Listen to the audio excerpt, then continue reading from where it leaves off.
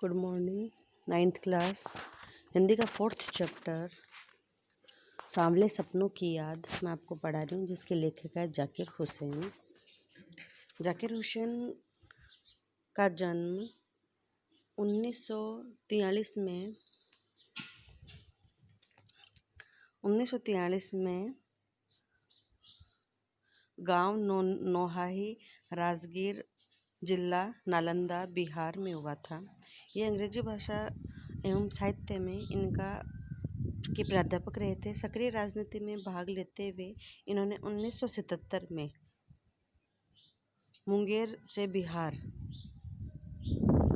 विधानसभा के सदस्य निर्वाचित हुए और मंत्री बने। सन 1995 में बिहार विधानसभा परिषद के ये सभापति भी रहे। जाकिर हुसैन हिंदी, उर्दू और अंग्रेजी तीनों भाषाओं में समान अधिकार रखते हुए लेखन भी करते रहे हैं।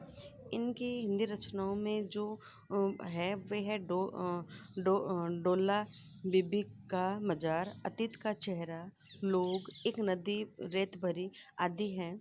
अपने लंबे राजनीतिक सामाजिक जीवन के अनुभवों में उपस्थित आम आदमी के संघर्षों को इन्होंने बहुत ही बारीकी से अपने साहित्य में प्रकट किया है। संघर्ष करते हुए आदमी और विशिष्ट व्यक्तियों पर लिखी गई डायरियाँ चर्चित और बहुत प्रशंसित हुई है। जाकिर हुसैन ने जाबिर हुसैन ने डायरी विद्या में एक अभिनय का प्रयोग किया है, जो अपनी प्रस्तुति शैली और शिल्प के कारण नवीन है। प्रस्तुत पाठ 1997 में प्रसिद्ध पक्षी विज्ञानी सालिम अली की मृत्यु के तुरंत बाद की डायरी से लिखा गया है। सालिम अली की मृत्यु से उत्पन्न दुख और अवसाद को लेखक ने सांवले सपनों की याद के रूप में व्यक्त किया है। सालिम अली का स्मरण करते हुए हर लेखक उनका व्यक्तित्व चित्र प्रस्तुत किया है। यहाँ भाषा में रवानी, अभिव्यक्ति और शैली दिल को छू जाने वाली है। सुनहरे परिंदों के खूबसूरत पंखों पर सवार सांवले सपनों की एक हुजूम मौत की खामोश वादी में इस तरह अग्रसर हो गई, कोई रोक टोक सके कहाँ संभव था। इस हुजूम में आगे आगे चल रहे हैं सालिम अली, अपने कंधों पर सैलानियों की तरह अपने अंतरहीन सफ़र का बोझ उठाए, लेकिन यह सफ़र पिछले तमाम सफ़र से अलग है। भीड़ भाड़ में ज़िंदगी और तनाव के माहौल से सालिम अली का यह आखिरी पलायन है। अब तो ये उस पक्षी की तरह प्रकृति में विलीन हो रहे हैं, जो ज़िंदगी की आखिरी गीत गाने के बाद मौत की गोद में जा बसा है। कोई अपने जिस्म की हरारत और दिल की धड़कन देखकर भी उसे लौटाना चाहे, तो वह पक्षी अपने सपनों के गीत दोबारा कैसे गा सकेगा। अर्थात सालिम अली है। लेखक बता रहे हैं कि उनकी मृत्यु हो चुकी है और उनकी पार्थिव देह को लोग आगे लेके जा रहे हैं। उसको देखकर कवि कहते हैं कि ये एक ऐसी हस्ती थी जिसने बहुत ही प्रसिद्धि की चरम सीमाओं को छुआ था, लेकिन आज वह पता नहीं कहाँ विलीन होने के लिए जा रही है, इसका कोई ठिकाना नहीं है। यदि हम चाहकर भी उसको रोकना चाहे या अपने प्राण उसके अंदर डालना चाहे तो संभव नहीं है, क्योंकि यह सब उस परमात्मा के निहित होता है। मुझे नहीं लगता कि कोई इस सोए हुए पक्षी को जगाना चाहेगा। यहाँ वर्षों पूर्व सालिम अली ने कहा था कि लोग पक्षियों को आदमी की नज़र से देखना चाहते हैं, यह उनकी भूल है।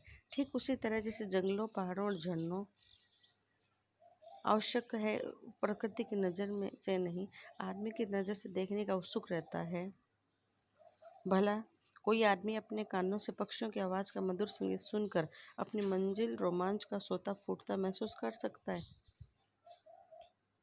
यानी यह संभव नहीं है, ठीक है, कि कोई सोए हुए पक्षी को जगाना चाहेगा, है ना। कोई ऐसा व्यक्ति या कोई ऐसा नहीं होगा जो सोते हुए को उठाना चाहेगा। इसी तरह सालिम अली कहते हैं कि मतलब जो लोग पक्षी को आदमी की नज़र से देखना चाहते हैं तो बड़ी भूल होगी, है ना।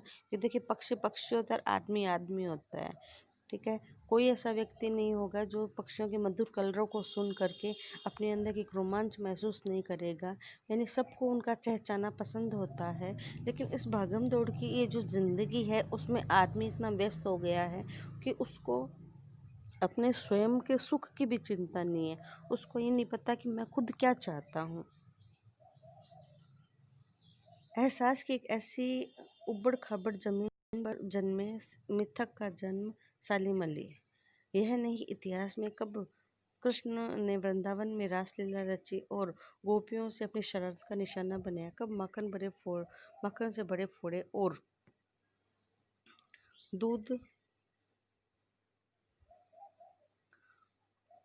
छाली में अपने मुंह से भरे थे, कब वाटिका में छोटे छोटे किंतु घने पेड़ों में विश्राम किया, कब दिल की धड़कनों से एकदम तेज करने वाले ने बंसी बजाई। पता नहीं कब वृंदावन की पूरी दुनिया संगीत में हो गई थी। पता नहीं ये कब हुआ, लेकिन कोई आज भी वृंदावन जाए तो नदी पहले सब पत, पह, तो नदी सांवला पानी उसे पूरी घटनाक्रम की याद दिला देगा।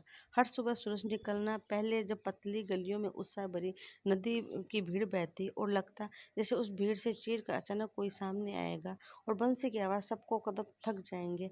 हर शाम ढलने से पहले जब वाटिका में माली सैलानियों को हिदायत देता होगा कि जैसे कुछ क्षणों में वो अपने आप आ टपकेंगे। संगीत का जादू वाटिका से भरे पूरे माहौल पे छा जाएगा। वृंदावन कभी कृष्ण की बांसुरी के जादू से खाली हुआ है क्या? अर्थात नहीं होगा, क्योंकि भगवान की ये एक ऐसी लीला है जिसने सबको बांध रखा है। परमात्मा ने इस लीला को इस तरह से बांध रखा है कि हमें पता ही नहीं चलता है कि कब वह हमारे दिल में बसा हुआ है। हम इस चीज़ को बहुत दिल से महसूस करते हैं, क्योंकि जो वृंदावन है या ब्रज है उसमें कृष्ण की लीलाएं, कृष्ण की बांसुरी की गूंज और गोपिकाओं का उस कृष्ण के साथ लीला करना, ये चाहे वर्षों के वर्ष बीत जाए लेकिन उस धरती के कण कण में बसा हुआ है।